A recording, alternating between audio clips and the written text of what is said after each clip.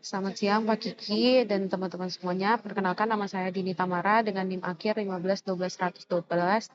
Kali ini saya akan menjelaskan tentang pengaruh perbedaan antara generasi milenial dan generasi Z terhadap budaya pekerjaan di Indonesia. Nah, presentasi ini untuk memenuhi tugas kelompok mata kuliah komunikasi lintas budaya. Seperti yang kita tahu, pekerjaan itu adalah salah satu aktivitas yang dilakukan manusia dan melekat pada kehidupan sehari-hari manusia itu sendiri. Nah, pekerjaan itu dilakukan untuk mendapatkan penghasilan, upah. Nah, nanti upahnya itu akan digunakan untuk memenuhi kebutuhan premier, sekunder, dan tersier dari manusia itu sendiri.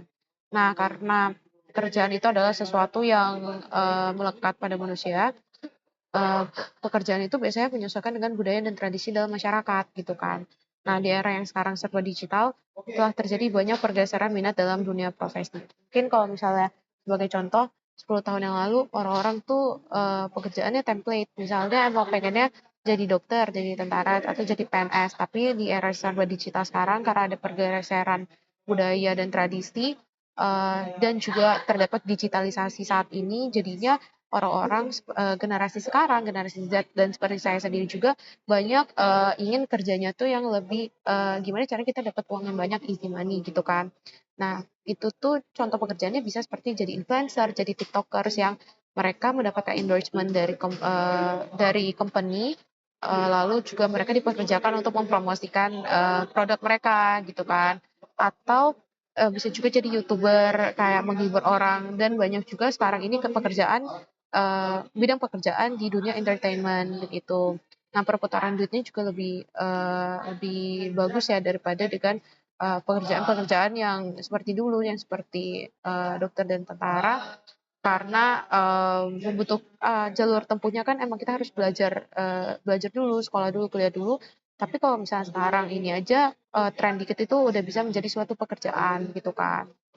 Nah, perbedaan-perbedaan ini, perbedaan antara generasi terkait dengan minat mereka dalam bekerja itu memang, faktor utamanya adalah karena, perkembangan teknologi dan perkembangan zaman.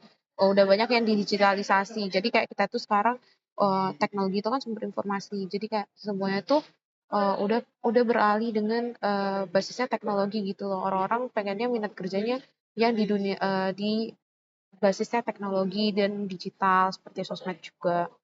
Nah, tapi nggak bisa dipungkiri juga biasanya kalau budaya-budaya pekerja di dalam suatu company, biasanya emang ada beberapa company-company yang dibagi jenis-jenisnya. Misalnya company startup biasanya terkenal dengan stigma memang lebih lebih ramah dengan anak muda, terus juga work life-nya di kantor emang lebih santai gitu kan, dan komunikasinya juga lebih gaul gitu. Beda ceritanya kalau misalnya bekerjanya di ranah-ranah sektor formal, misalnya seperti PNS, itu masih karena banyak juga generasi-generasi sebelum generasi Z, ya generasi tua biasanya yang masih bekerja di sektor formal, jadinya banyak komunikasi yang kurang lancar gitu loh, karena perbedaan pemahaman juga antara generasi Z dan generasi sebelum generasi Z seperti itu.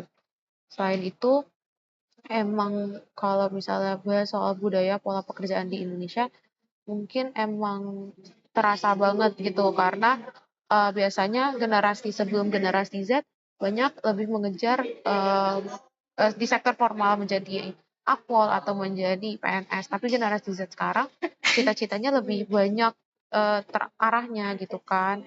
Misalnya mereka tuh lebih pengen dapat pekerjaan di kantor yang, membebaskan mereka bertato, atau boleh, membebaskan mereka merokok di, area kantor. Atau sesimpel seperti saya ini juga, sekarang bekerja di, company startup yang, banyak anak mudanya, jadinya, banyak juga sisi-sisi yang kita boleh kerja di mana aja, boleh kerja di beanbag, boleh kerja di open space dan lain-lain gitu kan. Nah, lalu apakah perbedaan generasi mempengaruhi budaya serta karakteristik seseorang? Nah, ini ada beberapa alasan yang menjadi pertimbangan kenapa generasi muda saat ini dapat mempengaruhi karakteristik seseorang dalam dunia pekerjaan. Bisa jadi karena generasi muda saat ini lebih menyukai tentang kebebasan sosial, atau mereka lebih tertarik dengan pengembangan karir. Saat ini kan LinkedIn itu lagi dipakai banget ya platformnya, karena LinkedIn itu sebagai salah satu platform untuk personal branding kita gitu kan.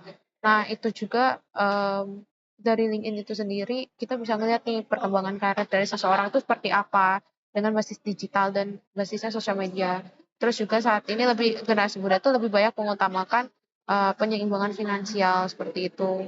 Selain itu, banyak juga sih faktor yang membedakan tentang bagaimana perbedaan prospek kerja generasi milenial dan generasi Z.